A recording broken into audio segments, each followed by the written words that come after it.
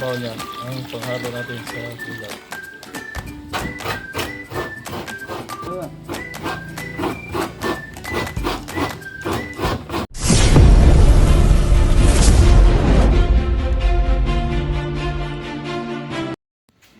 Good morning guys, for today's videos hanap tayo ng mga gulay na nakikita lang natin sa ating kapaligiran. Ngayon makikita nyo ang aking kapatid na nagano ng gulay, naghahagpat. Sa Tagalog hagpat? Naghimay. Naghimay ng gulay. Ito, makikita nyo siya, naghihimay ng gulay. At ako naman, Ng malunggay. naghihimay ng malunggay. Ako naman meron akong ano sa likod, oh. May niyog, kakayoring doon. Mamaya makikita niya. Naghagpat ng malunggay. Ihahalo natin yan mamaya. Makikita nyo guys, ito ang aming kapaligiran dito sa probinsya. Ayan, may gulay, may malunggay dyan. Dyan kumuha ng malunggay ng aking kapatid.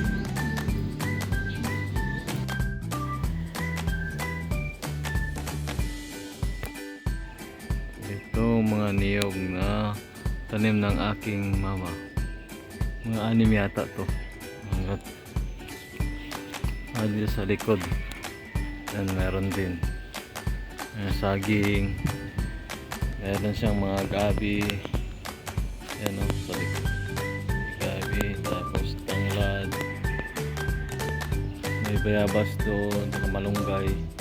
At sa harap ng aming bahay, bukirin, pero hindi sa amin. May mga may-ari yan. Sa amin palang bukirin doon sa gitna. Doon sa gitna.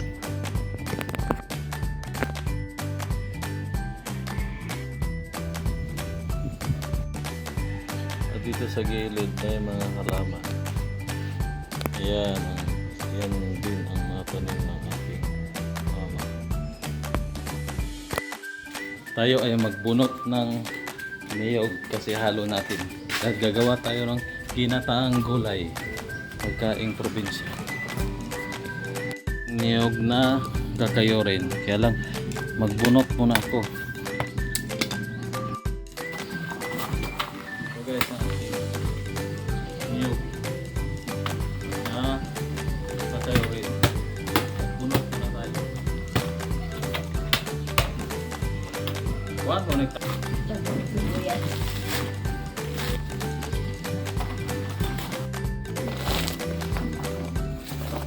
Yan. Ito ang ating niyog. Ganyan. Natapos ka lang magbunot sa niyog. Pagkatapos yan, kakayorin natin ito.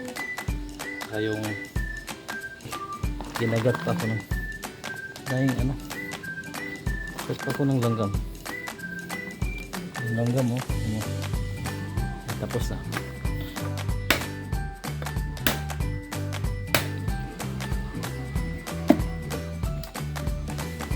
Ayan na guys. Kakayorin natin. Yung mano-mano.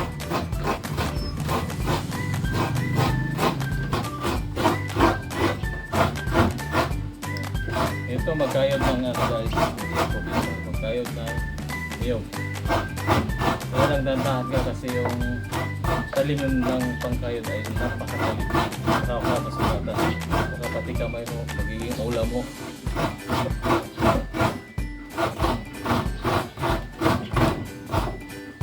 Yan, katulad niya, mahulog, dandahan ka. Baka pati kamay mo, ano dito sa talim. Kasi napakatalim itong pangkayod ng niyog. Kaya ingat lagi guys at safety first. Ito na yung nakayod natin na niyog guys. Tapos na tayo sa isang niyog. Ito ang nagawa ng isang niyog.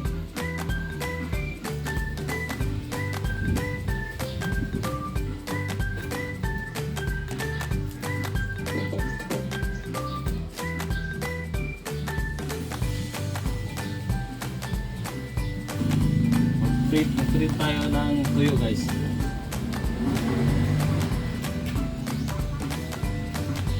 Ayos na masika natin.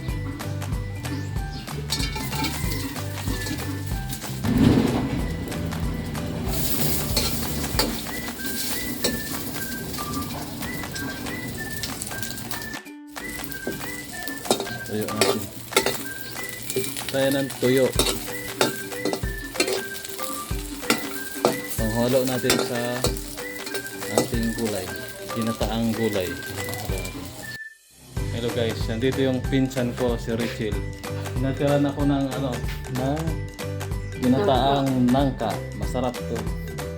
Yan, maraming salamat sa aking pinsan. Nahihiya na ng pinsan. Ganito sa probinsya, binibigyan tayo ng gulay. Binibigyan kayo ng ulam. Yan ang pinsan ko. Mabait yan ang pinsan ko. Tikman natin yung gulay na nangka na binigay ng pinsan ko guys. Salamat.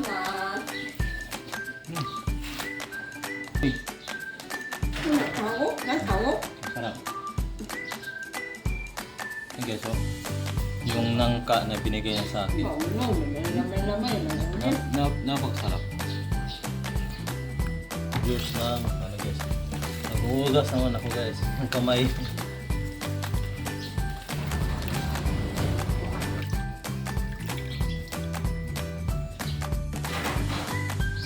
Ito na yung gata natin guys. Panggata na. Ito ang mga gulay na nakikita natin sa ating kapaligiran dito sa probinsya guys. Ito mayroong alugbati, talbos ng kamuti, malunggay, talong, saka kamati. Meron tayong kamati, sibuyas, luya, saka sibuyas dahonan. At lalagyan din natin ng tuyo. Ayan, ito ang ating gagataan nating gulay natin guys dito sa probinsya. Ito ang nakikita natin kalimitan dito sa probinsya. At itong niyog, yung kinayod ko kanina, ito na yung nalalabasan ng niyog na kinayod ko kanina. Nakanda na ating kawan para sa ating gulay. Natin ang ating lamas, ang ating mga lamas, ang ating rekado, sibuyas, kamatis, luya, at sibuyas. Nada po na.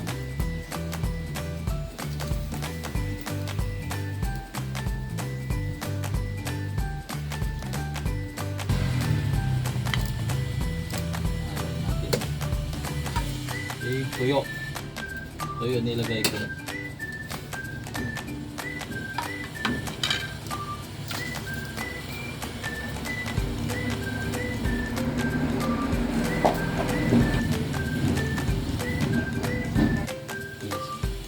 Kumukulo-kulo na.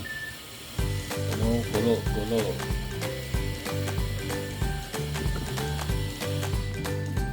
Sunod nating talong.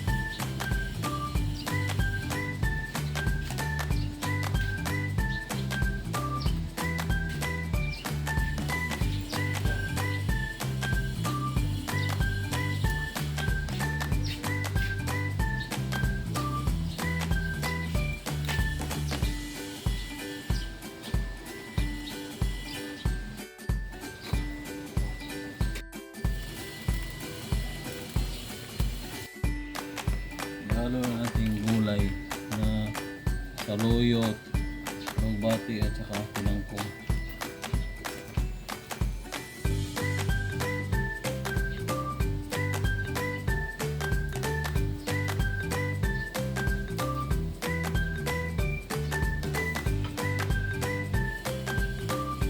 Ito malunggay. Yes, malunggay.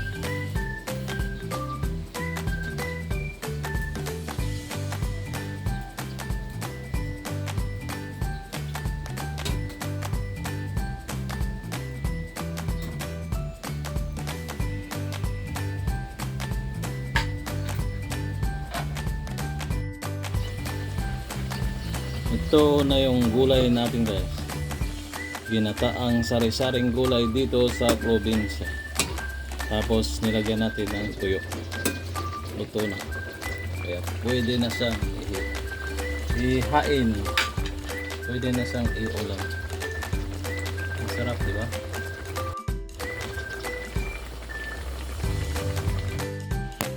Ito yung gulay natin guys, ginataang gulay, sari-sari dito sa probinsya. Di ba masarap? Ayan, guys. Sari-saring gulay, ginataang sari-saring gulay at nilagyan natin ng tuyo. Ayan, may mga tuyo. Masarap yan. Kaya kakain na tayo.